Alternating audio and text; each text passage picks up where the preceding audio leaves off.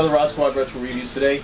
We're going to start a little bit of a couple of segments, and it's going to be pretty much focusing on Nintendo's famous handheld, the different versions of the Game Boy. So today we're going to be talking about the Game Boy. That's next on RodzSquad Retro Reviews.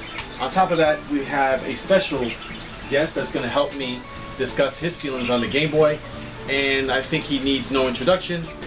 Here he comes.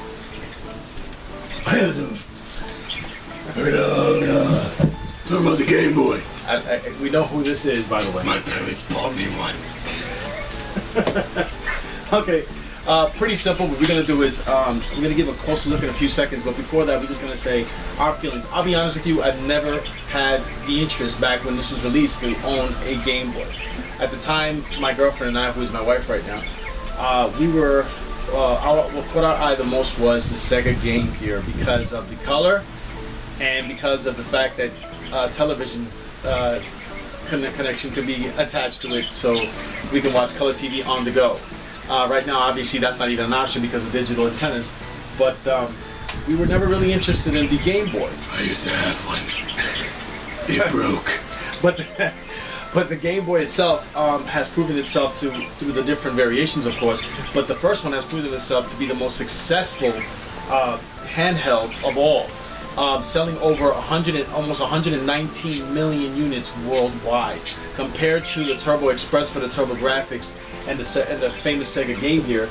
All the other ones, they don't even compare. They don't even compare. So, with all the complaints of it being the black and white with a little green screen with no lighting or nothing like that, this little system right here, this pretty much destroyed the competition, and actually is what kept Nintendo going for some time, and the variations is what's keeping Nintendo on top right now with their handheld. So we're gonna go ahead and... It looks like one of my bad gadgets. I can use this. We're gonna go ahead and give it a closer look. Alright, we're going to go ahead and give it a closer look right now. This is the actual Game Boy itself, the original, released from 1989. As you can see, it still has the 1-800 number to help with any kind of issues as far as it working, malfunctioning, those type of things, so they can help you. It takes 4 AA batteries. Also has an adapter, which connects right here. Over here you have, I believe, the contrast. On this side over here would be the sound, if I'm not mistaken. On the top right here you have the power button. You have the little post right here for the headphones. And also has a little section right here, which is trying to take it out and whatever. This right here will connect your Game Boy to another Game Boy, so you could have dual two-player action. So let's see if I can get a good picture. Come on, clear up, clear up. Focus, focus, there you go. And let's see what happens. Okay, let's see. I hope you guys can see this pretty good. Trying to give it a good look. We have Mario, Super Mario Land in there. Really can't appreciate this too much unless you have it in your hands. Has the start button in the front. Let's see if I can get some sound in here. Trying to make this so you could probably hear it pretty good. Oh yeah, this is difficult for me. Without a lighting for it, it's pretty difficult. As you can see, this right here would be the directional pad. You had only an A and B, B and A button. I'm sorry, select and start to play your games. And I'll be honest with you. I mean, to me, I can see, because I can see why it's pretty. It's something that a lot of the kids liked back in the days. I can't even see what's going on here, to be honest. I'm trying my best. There we go. And it's pretty low. Bad vision. Yeah, I gotta use the bad vision, absolutely. I don't know if I had like a flashlight or something around here, but I can't see it too good.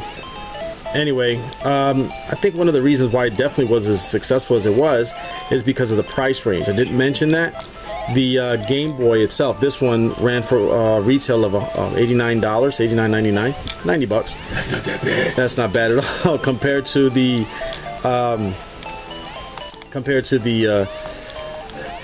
different other handhelds at the time. Sega, I believe the Sega Game Gear was about 150 bucks. And if you talk about the Turbo Express, about $200 to $200 plus, maybe more than that, as you can hear Batman. But I can't really see this very well. I don't want to mess it up for anyone, but I'm just trying to give you pretty much a description of it. And with that being said, let's give it the final thoughts. Yeah, as you can see, that was pretty difficult for me to try to get a good picture of it to show you what it really looks like. Right there I was just playing Super Mario Land on it. It's pretty, I mean, I wasn't really into this. I wasn't really into this that much, but I can show some appreciation to it, and there's a reason why I can do that. I can enjoy it a lot more now because I have something that I'm going to do a video on it coming soon right after this.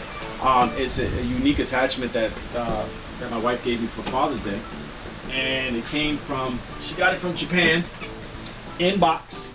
Released in 1991, and it's a unique piece that you would connect the Game Boy to, called the Konami Hyperboy.